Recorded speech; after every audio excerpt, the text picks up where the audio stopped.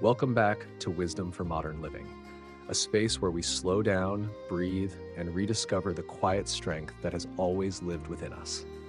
In every episode, we explore timeless wisdom, the teachings of ancient minds that still guide us through the noise of the modern world.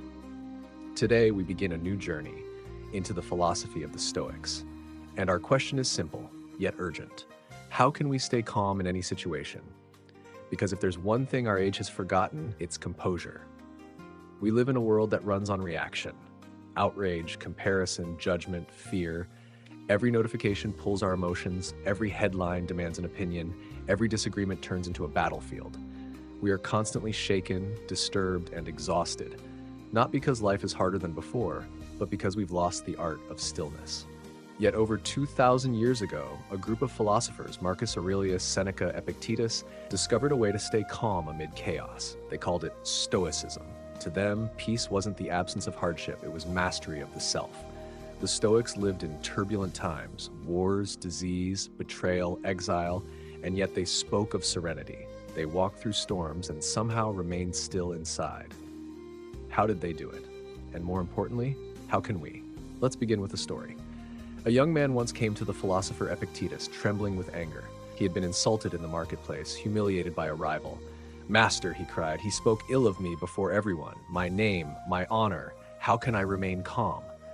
Epictetus looked at him gently and said, "Tell me, if someone said the earth is flat, would you be angry?" The man frowned. "Of course not. I would know he is ignorant." "Then why," said Epictetus, "do you care so deeply about what an ignorant man says of you?" The young man fell silent, because in that moment he realized his suffering did not come from the insult, but from his interpretation of it. That is the first Stoic lesson. It is not events that disturb us, but our judgment about them.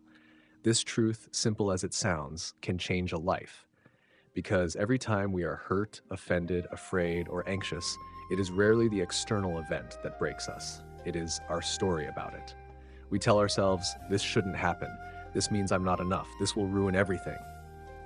And the mind, believing its own story, begins to suffer. The Stoics saw through this illusion.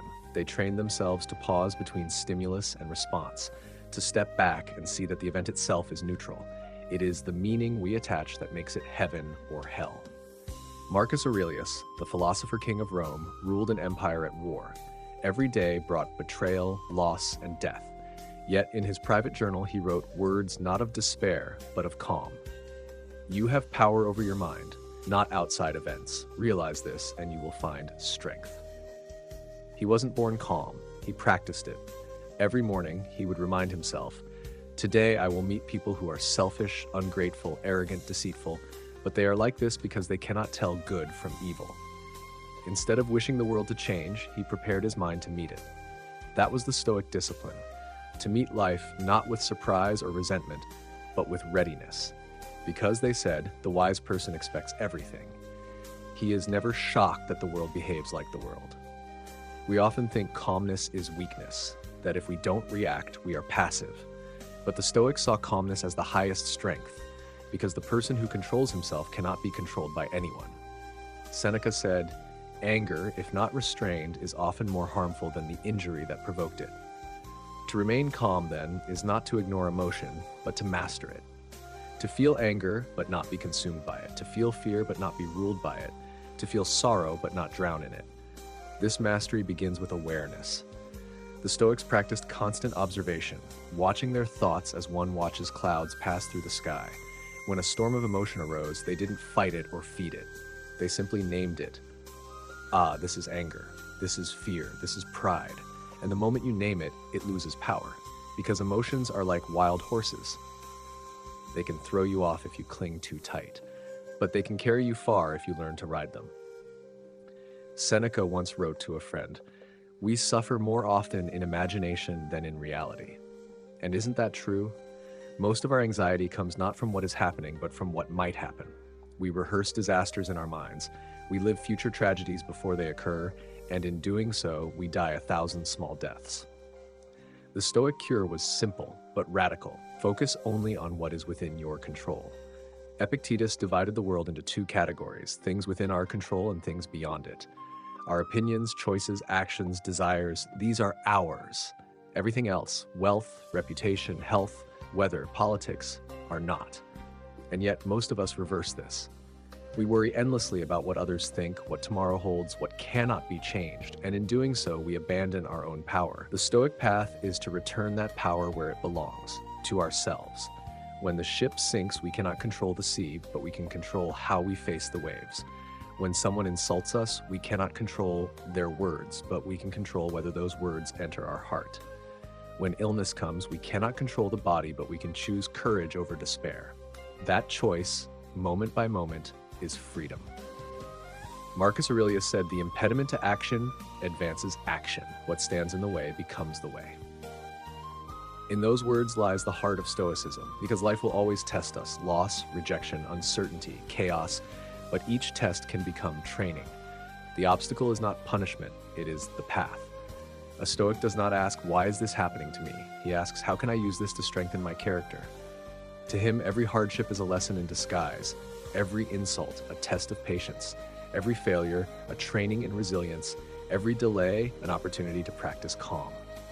Imagine if we lived that way, seeing each challenge not as misfortune, but as material for growth. How differently would we face life? When the car breaks down, the Stoic breathes. When the deal collapses, he adapts. When insulted, he smiles. Not because he feels nothing, but because he sees everything clearly. That clarity is calm. Seneca wrote, "No man is more unhappy than he who never faces adversity, for he is not permitted to prove himself." The Stoics believe that adversity is not the enemy of peace, it is its forge. Steel is tempered by fire, the soul is tempered by challenge. We cannot become unshakable by living a life without storms. We become unshakable by learning to stand still in the middle of one. That's why the Stoic sage did not pray for an easy life, he prayed for strength. Don't pray for lighter burdens, Seneca said, but for stronger shoulders. And that, perhaps more than anything, is what separates the Stoic from the ordinary person. The ordinary man waits for peace to come from outside. The Stoic creates peace from within. One evening, Marcus Aurelius wrote, "Soon you will have forgotten all things, and all things will have forgotten you." These are not words of despair, but of liberation. He was reminding himself that everything, success, failure, praise, insult, is temporary. That time washes away all things. And when we see life through that lens, what remains worth being angry or afraid about? If the insult will be forgotten tomorrow, why let it wound today? If fortune is fleeting, why sell your soul for it? If death is certain, why waste life in worry? The Stoics faced mortality every day, not morbidly, but clearly. They practiced memento mori, remember you must die. To them, this wasn't grim, it was grounding. It reminded them of what truly matters. When you remember that every breath is borrowed, you stop arguing with life, you start living it, gratefully, deliberately, peacefully. Calmness to the Stoic was not suppression, it was alignment. The mind aligned with reason, the heart aligned with virtue, the soul aligned with nature. When all three move together, tranquility follows naturally. They called this harmony ataraxia, a stillness so deep that nothing external can disturb it. It is not indifference, it is freedom. To walk through chaos and remain composed, to face insult and remain kind, to lose everything and remain whole.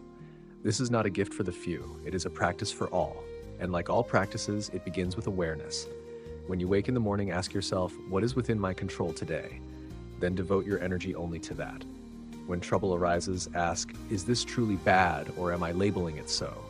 When anger burns, pause and breathe. Remind yourself that your peace is too precious to trade for anyone's behavior. This is how the Stoics lived, and through centuries, their calmness has outlived empires. As the sun sets on this first part of our reflection, remember this: the Stoic way is not about escaping emotion, but transforming it. It is about turning reaction into reflection and fear into focus. Life will never stop testing you, but with a calm mind, you stop being the victim of life and become its student. You can't control the storm, but you can learn to be the mountain that the storm passes over. That is the beginning of Stoic peace, and it is only the beginning. There is a saying among the Stoics, we do not rise to the level of our expectations, we fall to the level of our training. Calmness, like any strength, is not born overnight, it is cultivated. And for the Stoics, philosophy was not a theory to be admired. It was a daily practice, a gymnasium for the mind. They trained their thoughts the way soldiers train their bodies, because they knew that life at any moment could test them. And when that test came, whether it was loss, insult, illness, or war, they wanted their minds to be ready, not reactive. Marcus Aurelius, Emperor of Rome, began each day not with luxury or ease, but with meditation. He would rise before dawn and write to himself, not to be remembered, but to remind himself. His meditations were not meant for the world. They were letters to his own soul. He wrote things like, "Today I will meet people who are meddling, ungrateful, arrogant, deceitful, jealous, and surly, but I cannot be harmed by them, for we are all made for cooperation." These were not complaints. They were mental armor. By anticipating difficulties before they arose, Marcus prepared his mind to face them calmly. He called this premeditatio malorum, the premeditation of misfortune. The Stoics practiced this daily. Before the day began, they visualized everything that might go wrong, not to invite negativity, but to disarm fear. They would think, what if I lose my wealth today, my health, my reputation? What if someone insults me? What if plans fail? By imagining loss in advance, they transformed it. When misfortune came, they were not shocked. They were ready. They had already rehearsed serenity. To the Stoic, fear is a failure of imagination, the belief that you cannot survive something. By visualizing hardship, they proved to themselves they could. Epictetus, born a slave, crippled in youth and later freed, practiced this every day. He said, "When you kiss your child goodnight, whisper to yourself, they are mortal." Not to darken love, but to deepen it. When you remember how fragile life is, you stop clinging and start cherishing. This is the paradox of Stoicism. By contemplating loss, you learn gratitude. By facing death, you begin to live. Another practice the Stoics used was self-reflection at night, the evening review. Seneca wrote, "When the light has been removed and my wife has fallen silent, I examine my entire day and go back over what I've done and said." He would ask himself, what did I do well? What could I have done better? What passions took hold of me today? This was not self-criticism. It was self-mastery. Because awareness is the beginning of control. You cannot change what you do not notice. Each night they clean the mirror of the mind, removing dust, ego, and emotional residue.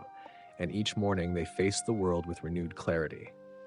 Modern people often journal to relieve stress. The Stoics journaled to build character. They wrote not just what happened, but how they responded. Because for them, virtue was not measured by success, but by composure. The Stoics also practiced something called the view from above. It was a mental exercise, a way to regain perspective when life felt overwhelming. Imagine you are standing on a mountain, looking down at the world. You see the cities, the people, the tiny movements of human life. Your own problems, the argument, the delay, the embarrassment, suddenly shrink. From above, everything looks peaceful, even the chaos. Marcus Aurelius used this often. He would imagine himself high above Rome, looking down at the crowds. "Consider," he wrote, "how small a part of infinite time is assigned to each of us, and how soon all will be forgotten." The view from above restores humility. It reminds us that life is short, that every worry is temporary, and that peace is found not in control, but in perspective. From up there, you see how absurd it is to let a harsh word ruin your day, how little sense it makes to trade peace for pride, or calm for approval. But the Stoics didn't just think, they acted. They practiced virtue every single day, because for them, calmness was not passivity, it was moral clarity in motion. Virtue in Stoicism means living according to nature, aligning one's actions with reason, justice, courage, and self-control. They believe that every situation, no matter how small, is an opportunity to practice virtue. If insulted, you practice patience. If tempted, you practice discipline. If faced with fear, you practice courage. If disappointed, you practice gratitude. Every challenge was their classroom. Every day, an examination of the soul. That's why Seneca said, "Difficulties strengthen the mind as labor strengthens the body." The modern world trains us to chase comfort. The Stoics trained themselves to embrace discomfort because they knew that peace is not the absence of hardship, but the ability to remain steady within it. They also practiced voluntary discomfort, intentionally doing hard things to build resilience. Seneca would sometimes eat coarse bread and sleep on the floor, saying to himself, "Is this what I feared? He wasn't punishing himself. He was teaching his mind that happiness doesn't depend on luxury. Epictetus wore simple clothes, endured cold, hunger, and insult, not out of misery, but mastery. He said, "If you wish to improve, be content to be thought foolish and stupid." Because freedom for the Stoic meant freedom from needing approval. When you no longer crave praise and no longer fear criticism, you are untouchable. That is why Stoic calmness feels so powerful, because it is built on independence. Not the loud independence of rebellion, but the quiet independence of self-rule. For the Stoics, every emotion was a teacher. Anger showed where the ego was wounded. Fear revealed where trust was missing. Desire exposed where the mind was enslaved, and calmness showed where wisdom had taken root. They didn't fight emotion with suppression. They transformed it with understanding. They asked, what belief sits behind this feeling? If anger came, they asked, what story am I telling myself right now? If sadness arose, what expectation have I lost? They knew that emotions are not enemies. They are messengers. If you listen closely, each one reveals the shape of your mind. When you stop fighting emotions and start learning from them, they lose their tyranny. The storm still comes, but it passes quickly, leaving the air clearer than before. Let's imagine how a Stoic might live today, in our modern chaos. You wake up, and before reaching for your phone, you take a breath. You remind yourself, today I may meet rudeness, traffic, delay, and noise. None of these can disturb me unless I let them. At work, someone criticizes your idea. You feel the spark of anger, but you pause. You tell yourself, this is only words. I can choose my response. You respond calmly, and the storm ends before it begins. On the way home, someone cuts you off in traffic. You smile. You think, perhaps they are rushing to help someone. I cannot know their burden. Compassion replaces frustration. At night, before sleeping, you write down your day. You ask yourself, did I live by reason? Did I lose my temper? Did I do what was right? You forgive yourself for where you fell short. You give thanks for where you succeeded, and then you sleep peacefully because your conscience is clear. This is the Stoic life, not grand but grounded, not rigid but resilient, not distant from the world but deeply engaged with it, yet untouched by its storms. The Stoics believe that every person has two lives, the one he lives and the one he could live if he stopped letting fear and anger rule him. The distance between those two lives is called wisdom. And wisdom, they said, is not in knowing more, but in needing less control, less approval, less fear. To stay calm in any situation is to remember this truth. You cannot control the wind, but you can adjust your sails. You cannot decide what the world gives you, but you can always decide what you give to the world. Patience, dignity, serenity. Because calmness is not just a state of mind, it is an act of generosity. It makes the world around you gentler. In the next part, we will go even deeper into the heart of Stoic peace, how to remain calm not only in external events, but in the inner storms of grief, fear, and uncertainty. We'll explore how Stoic wisdom turns suffering into strength and chaos into clarity. There comes a point in every human life when the storms we face are no longer outside us. They move within. It's one thing to stay calm in traffic or at work or when someone offends us. But what about the moments when calmness seems impossible? When we lose someone we love, when the future becomes uncertain, when life feels heavy and the mind trembles. This is where Stoicism becomes more than philosophy. It becomes medicine. Not the kind that numbs the pain, but the kind that heals it through understanding. Because to the Stoics, suffering is not the enemy. It is the teacher that reveals who we are beneath the surface. Epictetus knew this deeply. He was born a slave, beaten so harshly by his master that he walked with a limp for the rest of his life. And yet, he never called himself a victim. He said, I cannot control what happens to me, but I can control how I respond to what happens. That is my freedom. He believed that pain was inevitable, but suffering was optional. Suffering begins the moment we say, this should not be happening. But what if instead we asked, what is this trying to teach me? When hardship came, the Stoics did not ask for it to go away. They asked for the strength to meet it wisely. They saw every trial as a forge, the fire that tempers the soul into steel. Seneca wrote, fire tests gold, adversity tests the brave.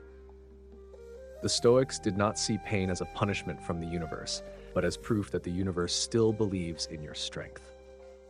One evening, Marcus Aurelius sat by his tent, surrounded by war and death. He had lost friends, faced betrayal, and watched his empire crumble under plague. Yet in his meditations he wrote, "Loss is nothing but change, and change is nature's delight." He was not denying pain, he was transforming it through perspective. To him, everything that happens, even tragedy, is part of the great unfolding of life. He trusted that the same intelligence that turns the seed into the tree also guides human fate. So he practiced acceptance, not as surrender, but as alignment. Acceptance does not mean liking everything that happens. It means not being destroyed by it. It means saying, yes, this too belongs to life, because life is both the storm and the calm, both the wound and the healing. To reject one is to misunderstand both. A Stoic accepts death, loss, and change not out of coldness, but out of clarity. When we cling to what must pass, we invite suffering. But when we let go, peace enters quietly, like dawn after a long night. They practiced a meditation called Memento Mori, remember you must die. It was not morbid, it was liberating, because to remember death is to remember life. To know that time is short is to use it well. Epictetus said, "It is not death that we should fear, but never beginning to live." And to live, in the Stoic sense, means to live consciously, to choose integrity over impulse, purpose over pleasure, calmness over chaos. Every breath then becomes sacred. Every moment becomes an opportunity to live well, even in hardship. But perhaps the most profound teaching of Stoicism is this: you are never powerless. Even when everything is taken from you, freedom, fortune, reputation, one power remains untouched, the power to choose your response. Between what happens and how we react, there is a space. In that space lies our freedom, our peace, our humanity. That is the space the Stoics lived in. It's what allowed them to face insult with silence, danger with courage, and loss with grace. They were not gods. They felt pain, fear, and longing like everyone else. But they refused to let those emotions dictate their actions. They saw emotion as weather, temporary, changing, and the self as the sky that endures through it all. When you live from that place, calmness is no longer effort. It is your nature. Modern people think calmness means feeling nothing, but the Stoics taught that calmness means feeling everything, fully, clearly, without confusion.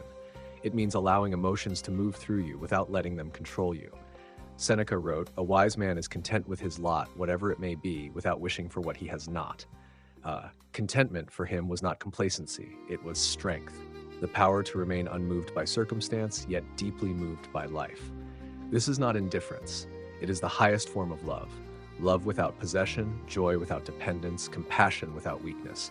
Because only when you stop demanding the world to be different can you finally embrace it as it is. So, how do we bring this ancient wisdom into our modern lives? How do we practice Stoic calmness, not as an idea, but as a daily way of being? It begins in small ways. When someone provokes you, pause. Before you respond, breathe. Ask yourself, is this worth my peace? If not, let it go. When something doesn't go your way, remember it was never mine to control. And in that simple truth, freedom appears. When life feels heavy, remember, this too will pass. Because everything does, the joy, the sorrow, the noise. Calmness is not found in escaping life, but in flowing with it. Like water, it bends but never breaks. It moves softly yet shapes mountains. Imagine a world where more people lived this way, where anger met patience, where offense met understanding, where hardship met grace. Such a world would not need to shout to be strong. Its power would lie in quiet hearts that know how to stay steady when others tremble. That is the Stoic vision. Not to retreat from the world, but to make it gentler through example. Each calm person becomes a refuge for others. Each peaceful mind becomes a light in a restless age, because calmness, when practiced, becomes contagious. And perhaps the greatest gift we can offer a chaotic world is the stillness of our own soul. So as you finish listening to this reflection, take a deep breath. Let the air move in and out without effort. Notice how even your breath, steady, quiet, alive, carries the essence of Stoicism. You don't control it, you trust it. You don't force it, you flow with it. And in that flow, there is peace. Remember this, the next time life shakes you. You do not need to be the storm. You can be the mountain. You can be the calm within all things. If this reflection has brought you a moment of peace, a little stillness in your day, Please take a moment to like this video, share it with someone who might be struggling, and subscribe to Wisdom for Modern Living. Together, we'll continue to explore the timeless wisdom that keeps us steady in uncertain times, ancient truths for the modern heart. Thank you for listening. May your mind be calm, your heart be kind, and your spirit be free.